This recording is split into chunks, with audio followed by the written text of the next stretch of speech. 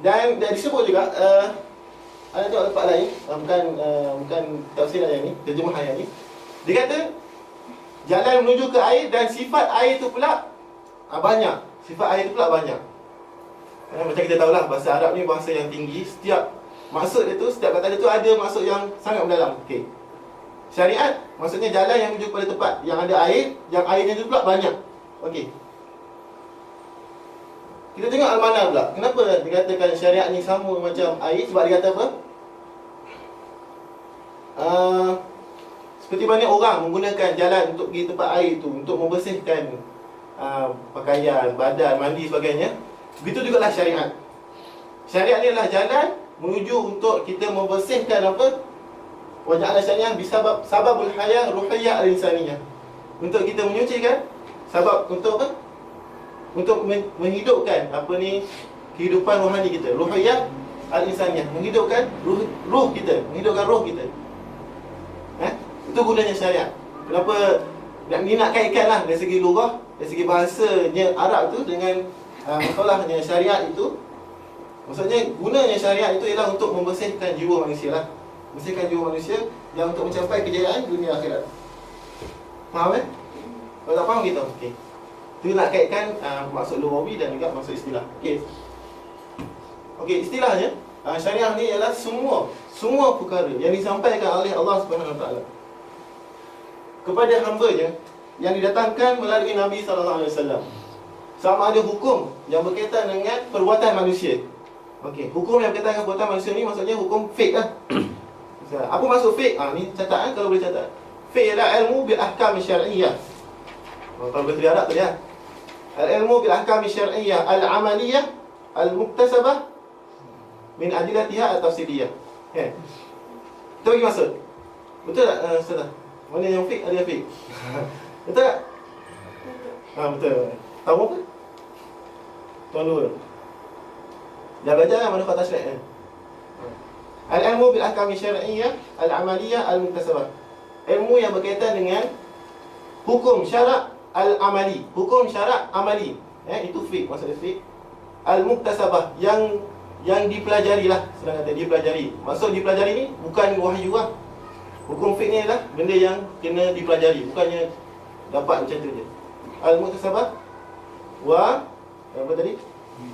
Min adillatiha, daripada dalil-dalil yang terperinci. Itu maksud harfiah, terjemah harfiah. Maksudnya hukum fiqh ni adalah hukum maksudnya fiqh ialah ilmu berkaitan dengan hukum syarak amali. Hukum syarak ada 3 itu, hukum syarak amali. Tapi kalau bila kita sebut syariah sahaja, dia adalah hukum syarak. Hukum syarak secara umum. Merangkumi perbuatan manusia, fiqh. Perbuatan manusia ni fiqh. Kemudian kepercayaan, akidah. Ataupun moral, akhlak. Jadi syariah ni besar, benda besar. Dalam dia ada fiqh, ada akidah, ada akhlak. Faham? Bila kita kata syariah Islamiah, maksudnya bukan fiqh saja, dia juga masuk akidah. Kalau masuk akidah apa? Al-ahkam asy-syar'iyyah al-aqdiyah. Al-aqaidiyah. Itu kalau masuk akidah. Hukum syarak aqaidi, akidah. Okey. Faham kan? Syariah maksudnya benda yang besar. Dalam dia ada fiqh, ada akidah, ada akhlak. Okey. Terus. Keperluan dan tujuan persyariatan. Okey. Apa tujuan Allah Taala bagi kita syariat ni? Apa tujuan? Tujuan dia kita masuk Islam untuk panduan hidup. Untuk panduan hidup. Betul tak tu? Kita balik kejap sebelum hijrah. Sebelum Nabi dibangkitkan. Masa tu zaman apa? Zaman jahiliah. Zaman kegelapan. Zaman kegelapan ni, zaman ni gelap betul ke? Bukan maksudnya gelap. Maksudnya gelap betul ke? Maksudnya memang teruk sangat ke Quraisy masa tu? Tak. Quraisy masa tu, diorang ni ada sifat-sifat berani. Ada sifat-sifat maruah. Ada maruah. Buktinya apa? Masa isteri kepada Umayyah. Isteri kepada Umayyah, Hindun. Umayyah ke Safwan? Sufyan. Isteri kepada Sufyan, Hindun. Abu Sufyan, Hindun. Hindun nama dia, bukan Hindun. Hindun. Hindun ni masa dia masuk Islam dia kata, Nabi cakap, okey, masuk Islam kamu jangan buat gini sekian. Bila Nabi cakap sampai kat dia kata, jangan kamu wala tazni, dan jangan kamu berzina. Lepas tu Hindun ni cakap apa?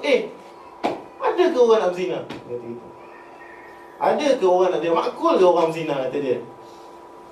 Maksudnya zaman jahiliah ni zina ni pun satu benda yang keji, benda yang keji. Orang yang melaksanakan tu keji. Tapi kita dengar memang teruk pun kan, jahiliah. Ibn Khaldun sebut apa? Dia sebut dalam Muqaddimah, dia kata orang jahiliah ni dia memang ada sifat-sifat keberanian, sifat-sifat marwah, bukan anti ikhtilaf lah. Benci pada zina. Tapi dia orang ni macam umpama dia kata merobohkan tiang untuk membina bumbung. Faham tak? Dia merobohkan tiang untuk membina bumbung. Dia macam, dia nampak benda tu macam baik, okey, tapi dia buat benda yang untuk capai baik tu jahat juga, kan? Contoh. Dan diorang ni hubur riasah, suka berebut-rebut jabatan. Dan diorang bukan ada sistem daulah, tidak ada sistem negara, kenegaraan. Diorang cuma ada sistem kabilah dan puak-puak. Puak yang paling besar, puak yang paling berpengaruh, Quraisy. Itu yang akan, kata-kata dia yang akan bagi keputusan. Okey. Kalau tak ada bergaduh, biasalah tu. Okey. Datang syariat datang syariat untuk betulkan masalah ni. Sebab apa? Sebab manusia ni, walaupun kita sebut tadi manusia ada akal kan, sifat manusia tu ada akal. Sifat dia ada akal, tapi dia tak akan sampai tahap yang boleh dia boleh sentuh semua serba-serbi dengan, kita kata, dengan baik. Maksudnya dia boleh catch up semua benda dengan baik. Turunnya syariat supaya Allah pencipta dia mesti nampak yang terbaik untuk ciptaan dia kan. Kalau kita cipta Apple kan, cipta Apple tak boleh. Cipta iPad kan, contoh kan. Siapa pencipta iPad kita tak tahu siapa kan. Okey, siapa pencipta, dia mesti nak yang terbaik kan. So Allah SWT itulah yang terbaik, yang diturunkan itulah yang terbaik untuk makhluk. Itu syariat lah. Syariat bukannya pandangan ulama. Faham kan? Pandangan ulama tu bukan syariat. Tak semestinya syariat pandangan ulama. Boleh jadi benda tu, pandangan tu tak boleh pakai pun kan? Pandangan, sebab syariat itu mesti tahqiq adil, mesti mendapat keadilan. Okey, kita kata syariat bukannya pandangan ulama. Faham yang tu? Okey, beza. Okey, datang syariat untuk membantu manusia menyelesaikan masalah dia. Sebab akal manusia dia sampai bila pun dia payah untuk dapat buat benda semuanya dalam perfect. Okey. Jadi turunnya hukum supaya dapat bantu manusia untuk membuat kerja seharian dia, interaksi dia sama manusia dan sebagainya. Okey. Okey, ini pembahagian tadi. Syariat itu ada akidah, fiqh, akhlak. Okey, terus. Okey, tenang nampak macam ni ya. Okey, kita pergi apa tu usul syariah? Apa itu furuk syariah? Apa maksud usul? Kalau apa maksud usul? Asal. Maksudnya asal, daripada perkataan asal. Al-aslu. Dalam usul fiqh disebut al-asal ni maksudnya apa? Ma yubna alaihi ghairahu. Apa yang ma yubna alaihi ghairahu. Apa yang dibina di atasnya selainnya. Bahasa faham? Ma yubna alaihi ghairuhu. Maksudnya benda ni ma yubna, apa yang dibina di atasnya, ghairuhu, selain daripada dia. Bukan dia lah, maksudnya benda lain yang dibina atas tu. Itu maksudnya asal. Apa maksud furu'? Furu' ialah ma ala siwahu yang bani. Ma ala siwahu, apa yang selain daripadanya dia terbina. Ayah sekalian nak faham? Maksudnya benda yang tadi tu lah, benda yang furuk, yang asal daripada, yang letak atas asal tu, itu namanya ma ala siwahu. Ma tu dia, ala siwahu selain daripada dia, yang bani, terletak, yang terbina. Tapi kalau sebut asal furuk, faham kan? Okay, kita saja nak bagi istilah fiqh supaya medik pun tahu juga maksud. Bila pergi doktor, patient tanya, dia pun sebut al-aslu ialah mayam bani Adaiwan. Tapi orang tak tanya pun kan. Okey, jadi masa asal usul syariah ialah akidah. Usul syariah itu ialah akidah. Kita bagi dah tadi. Akidah, fiqh, akhlak. Okey, asal syariah akidah. Sebab apa? Fiqh, akhlak tidak akan terhasil melainkan adanya akidah. Orang tak percaya Tuhan, macam mana nak solat? Kan? Orang tak percaya Tuhan dan Nabi, macam mana dia nak zakat?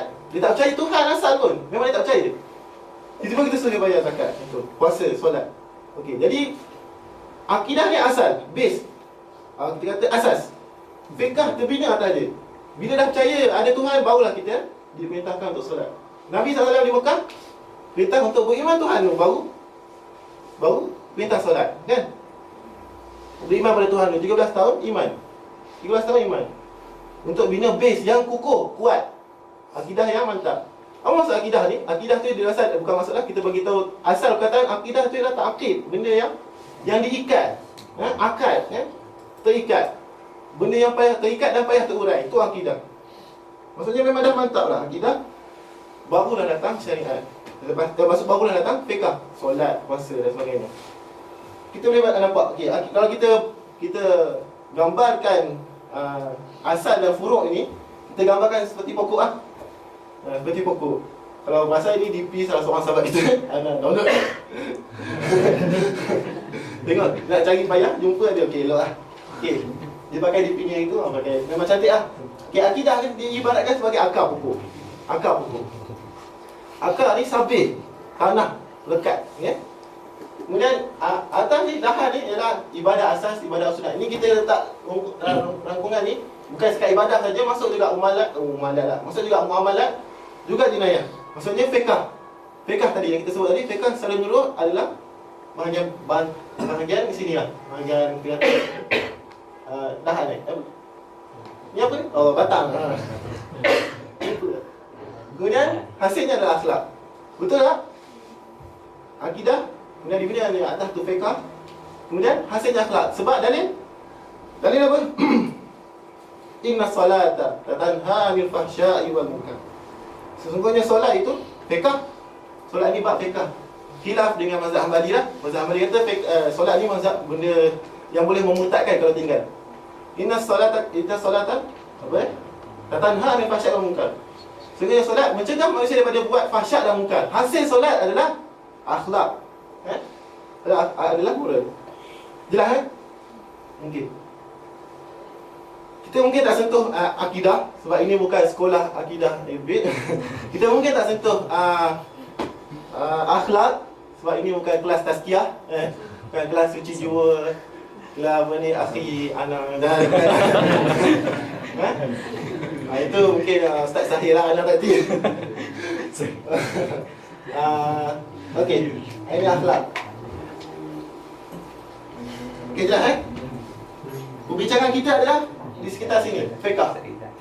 Dan di sini perbahasannya sangat terbuka untuk dibincangkan, fiqh ini. Sebab dia bersandarkan pada dalil juga. Lepas kita tengok rujukan dalil semua. Tapi sebab apa? Sebab satu nas itu mempunyai pelbagai pandangan. Contoh, kan? Kadang kita tengok dalam Quran dengan sebab huruf ba je ada 3 pandangan. Dengan huruf ba je, kan? Ataupun ke atas. Jadi di sini memang sangat luas lah. Jadi perbincangan kita dalam ini bila harap sebab sangat luas. Okey, terus. Contoh maksud, tapi walaupun akidah tu menjadi usul, tapi masih lagi ada persoalan akidah yang furuk kan? Ya betul. Betul. Abang tak sebut tadi. Asal akidah tu sendiri, walaupun kita sebut saya Zohir, saya sebut saya Zohir, akidah tu dah base. Tapi dalam akidah tu sendiri ada usul juga ada furuk.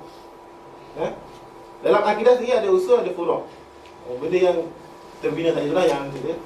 Maksudnya ada masalah akidah yang furuk. Ada masalah akidah yang kita tak kafirkan dia. Kita tak murtadkan dia. Contoh kita kata masalah ni, Syekh, ni masalah akidah ni. Kita tengok ni, masalah akidah betul ke boleh memurtadkan dia ataupun tidak? Ataupun tidak?